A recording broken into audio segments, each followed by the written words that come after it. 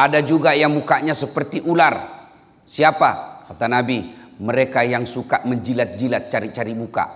Nah, ini di kantor ini juga banyak. Ya Pak, ya Pak, ya Pak, ya Pak. Kalau sudah, iya Pak. Sudah tahu salah masih, monggo Pak. Betul Pak, betul, sudah betul itu Pak. Cari-cari muka yang begini bahaya. Bukan kameramen ya, karena memang kalau kameramen cari muka, masa cari kaki fotonya. Ya kan? Ada juga nanti yang mukanya seperti anjing. Siapa? Mereka yang masuk pegawai karena nyogok. Sogok dan menyogok. Macam-macam. Dan pada saat itu kata Nabi, Allah sediakan ruang VVIP. Sama kalau Bapak ke bandara, setiap saya di sini datang, saya lapor sama Pak Aris, Pak Aris izin melintas ke Jawa Timur. Langsung masuk VVIP. Tempatnya bagus, ber-AC, pelayannya ramah, dikasih konsumsi. Masya Allah. Ruang musallanya beda, toiletnya bersih, beda kalau fasilitas umum. Nah, di ruang VVIP itu, semua orang menderita di sampingnya. Sementara dia dimasukkan ruang tunggu yang baik. Ada 7 golongan orang yang masuk dalam lindungan itu. 7 jenis manusia yang akan mendapat perlindungan di tempat itu. Ketika pada saat itu kata Nabi tidak ada perlindungan kecuali datangnya dari Allah. Dari 7 orang itu, satu di antaranya adalah imamun adil. Pemimpin yang adil. Tidak dikatakan ulama yang cerdas. Tapi pemimpin yang adil. Apa pengaruhnya pemimpin yang adil dengan perbaikan umat? Contoh, saya setengah mati ceramah. Ayo saudara-saudara ASN, galakkan sholat berjamaah. Asan tinggalkan kegiatanmu, kau datang ke musalla untuk sholat jamaah. Paling satu yang datang. Tapi begitu Ibu Gubernur datang sholat jamaah di masjid, selesai Assalamualaikum warahmatullah, Assalamualaikum warahmatullah. Ibu Gubernur langsung bilang, mana ini kepala dinas pendidikan? Tidak pernah juga saya lihat datang muncul-muncul di masjid. Ajudan langsung tempel Pak Kadis pendidikan, Pak, Bapak dicari sama Ibu Gubernur. Katanya Bapak tidak pernah muncul di musalla. Besok Pak, belum azan sudah ada itu Pak Kadis di masjid. Itu hebatnya jadi pemimpin. Saya teriak-teriak, jangan hamar, jangan ke panti pijat, jangan ke panti pijat, lain dipijat, lainnya mengeras. Tinggalkan panti pijat. Apa kata anak muda? Urusanku, mau masuk surga atau neraka urusan saya. Tapi begitu Ibu Gubernur bikin perda, tutup panti pijat, tutup minuman keras, selesai. Itulah pentingnya jadi pemimpin yang adil, maka dia mendapat layanan pertama di akhirat nanti, mendapat perlindungan. Tapi untuk menuju menjadi pemimpin yang cerdas, pemimpin yang handal, pemimpin yang ideal, tidak gampang. Biar kamu punya duit, ikut pilkada menang, belum tentu kau bisa menjadi pemimpin yang baik. Nah, saudara-saudara sekalian, Bapak Ibu yang hadir di tempat ini, adik-adikku sekalian, mau enggak jadi pemimpin yang bahagia? Mau? Saya mau tahu. Ada yang tahu apa itu bahagia? Saya kasih hadiah. Kita kan selalu bilang, moga saya bahagia. Tapi kau tidak tahu apa itu definisi operasionalnya bahagia. Kalau orang menulis skripsi kan selalu ada itu, definisi operasional. Ada kan definisi konsep, ada definisi operasional. Definisi konsep, kursi. Definisi konsepnya apa? Tempat duduk. Definisi operasionalnya apa? Nah, Pak, ada kursi merah. Oh maaf, bukan itu yang saya maksud dalam riset ini. Yang saya maksud ini kursi yang warna hitam. Itu disebut definisi operasional. Nah, apa bahagia, Bu? Dia kuncinya dari hati, selalu bersyukur dengan apa yang kita miliki. Selalu bersyukur. Itu prakteknya. Definisi operasionalnya yang saya maksud. Nah, Ibu tetap dapat hadiah dari Ustadz. Sini Bu, sini Bu. Sini. Nah. Ya, saya tidak banyak duit Bu, tapi ini insya Allah berkah. Selama Ibu pegang ini duit dan Ibu tidak belanja, insya Allah ada terus duitmu. Monggo ya, silakan ya. Terima kasih. Berkah itu Ibu. Simpan aja kalau Ibu tidak mau pakai belanja. Pak, bahagia itu adalah selamat dan aman. Ya.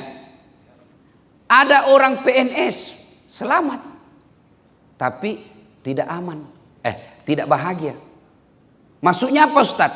Ya, dia tidak diperiksa KPK, hidup seadanya saja. Tapi dia tidak bahagia. Kenapa? Susah dapat minyak goreng.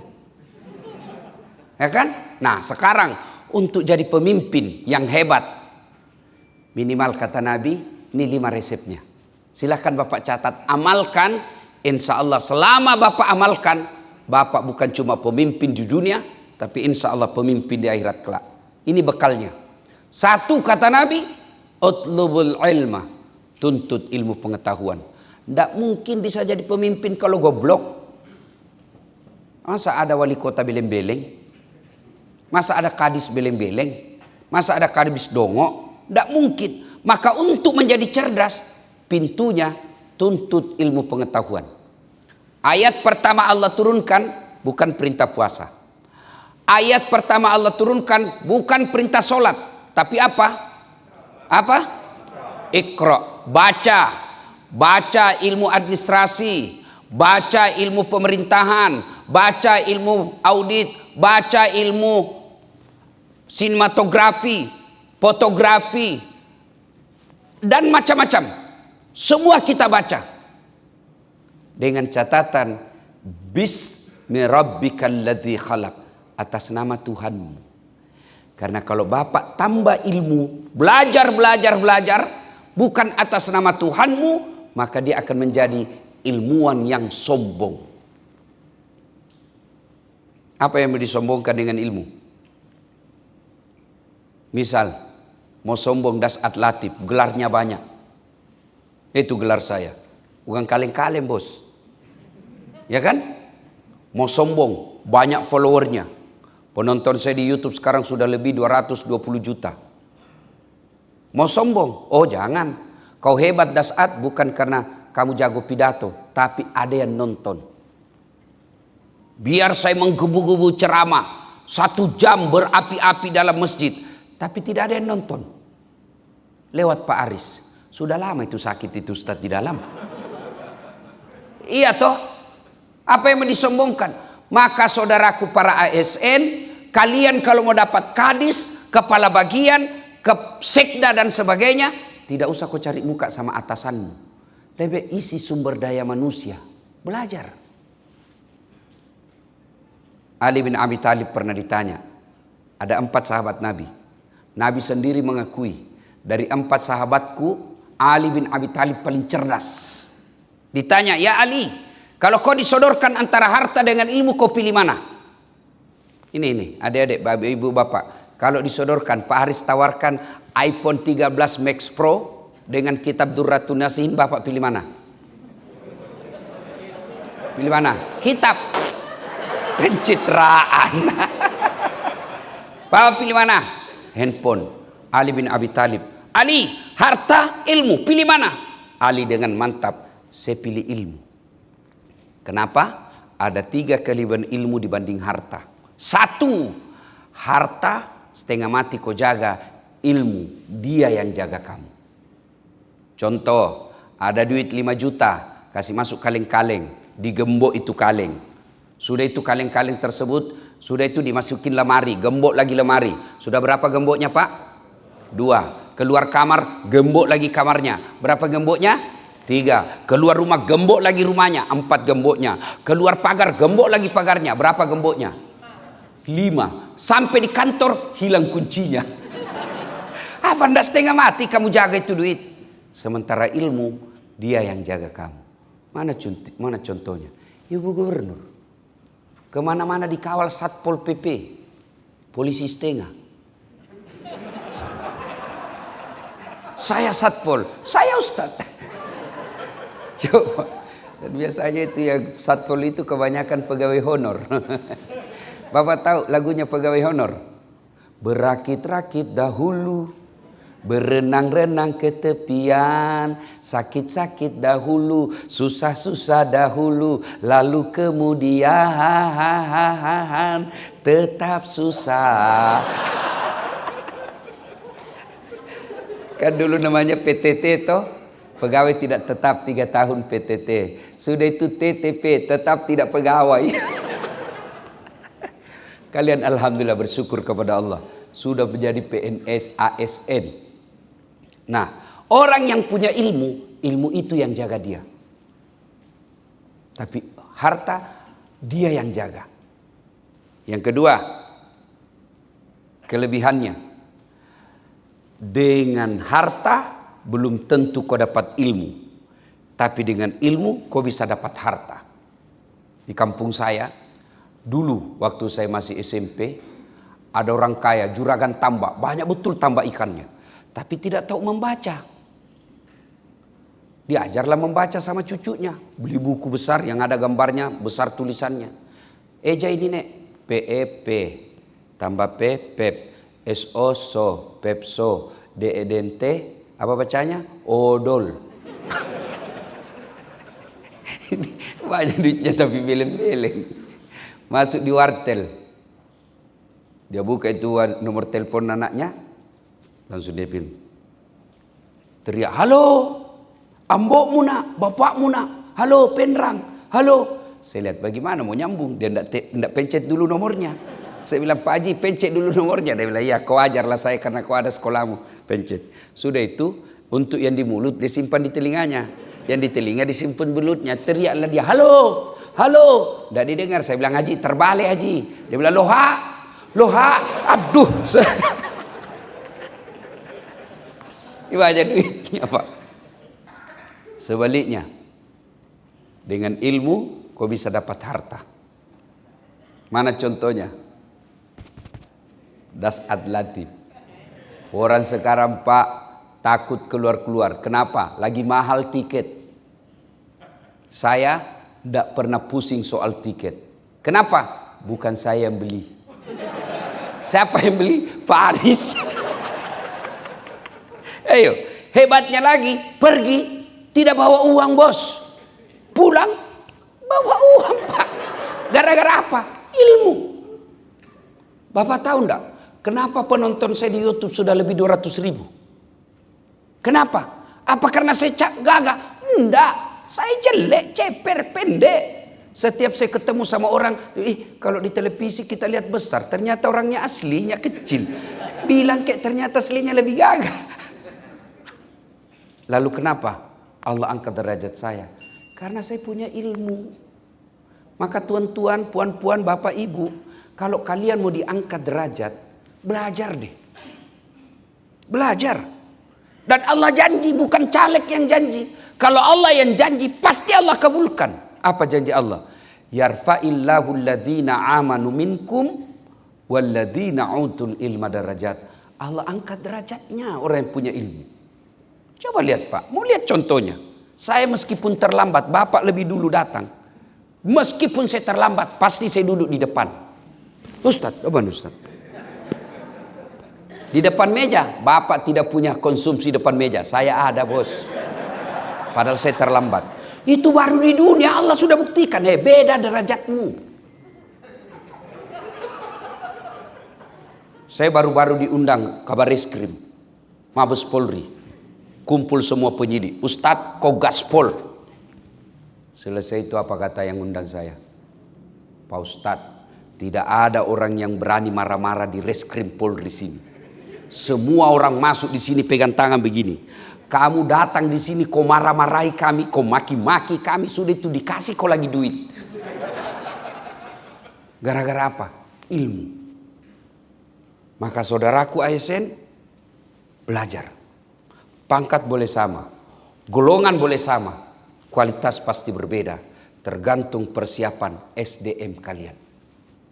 Tidak ada orang yang hina hidupnya kalau dia belajar dengan baik. Jangan cari jalan pintas. Jalan pintas mau dapat jabatan, cari muka. Kamu dapat mukamu, tapi kau tidak punya harga diri. Tapi kalau kau punya ilmu, kau tidak ada jabatan, tapi kau punya ilmunya. Kau dapat ilmunya, kau menjadi manusia berkualitas. Dan orang berkualitas dilempar kemana saja, dia tetap akan berfungsi karena dia punya ilmunya. Siapa rezim berganti tetap dicari. Kenapa? Dia punya ilmunya. Anda yakin Indonesia akan terpuruk terus seperti ini? Diangkat kepala dinas sana cari muka? Enggak.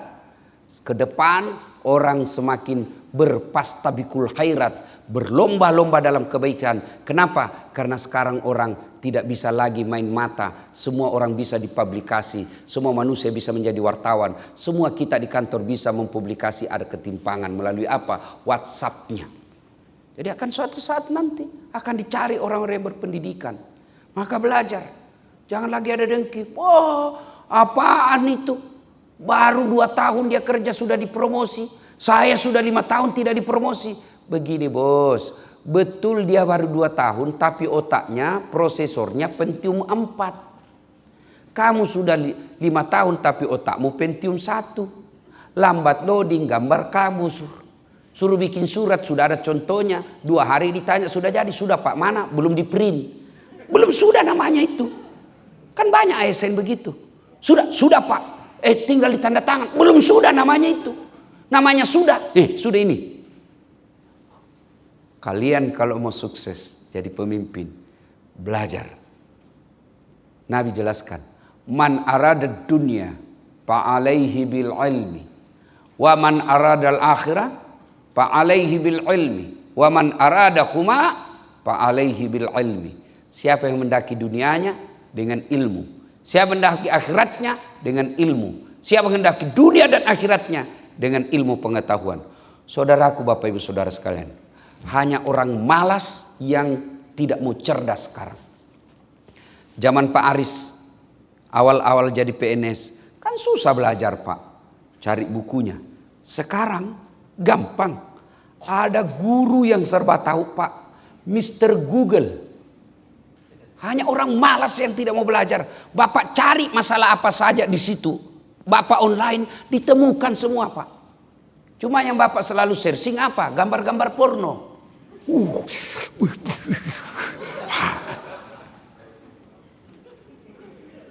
Satu. 2, karena waktu yang terbatas. Kalau Bapak mau sukses kata Nabi. Ahsin kalamaka. Haluskan tutur katamu. Orang bodoh yang tidak mau belajar dari kasus Jakarta.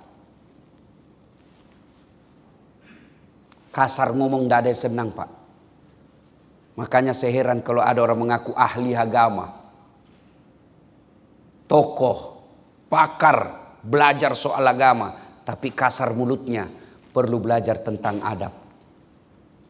Maka melayani dengan tutur kata yang lembut, memudahkan rezeki. Assalamualaikum Pak. Waalaikumsalam. Mau ngurus apa? Ini dek, saya punya berkas-berkas ini tentang pajak saya ndak lengkap. Oh, gampang Pak. Itulah gunanya kami dihadirkan di gaji negara untuk mengurus Bapak. Tenang aja Pak. Bapak duduk di situ, kami yang selesaikan. Dia bahagia, dia senang. Maka begitu selesai urusannya, dek, ini ada pembeli pulsa. Ini sogok? Bukan, ini hadiah. Dan tidak cukup sampai di situ. Dia akan sebut sama temannya. Kalau kau pergi urus pajak, ada itu namanya ini, si Firman. Kau cari dia itu. Baik itu, bagus bicaranya. Jangan kau ketemu si Joni, kasar itu. Duit aja matanya. Akhlak yang baik. Dan demi Allah, tidak ada orang tidak senang orang tutur katanya lembut. Sebaliknya, tidak ada orang yang senang tutur katanya kasar. Maka menjadi pelayan, abdi masyarakat, tutur kata yang lembut. Kalau Bapak tahu dia muslim, salam dia. Assalamualaikum warahmatullahi wabarakatuh. Tanya dulu kabarnya. Gimana kabar Pak? Baik, alhamdulillah. Saya doakan mudah-mudahan hari ini Bapak sehat walafiat. Urusan ini dilancarkan. Selain Bapak gaji dapat tiap bulan, promosi kenaikan pangkat, juga Bapak dapat pahala di akhirat kelak. Kenapa? Karena bekerja dengan akhlak. Kalau Bapak kasar, hanya dapat gaji bulanan, numpuk juga dosa bulanan. Goblok memang kamu. Sudah tahu berkas ini yang dibutuhkan. Kenapa kau tidak bawa? Kau pulang dulu. Oh, viral Bapak. Inilah ASN yang kasar mulutnya. Maka tutur kata yang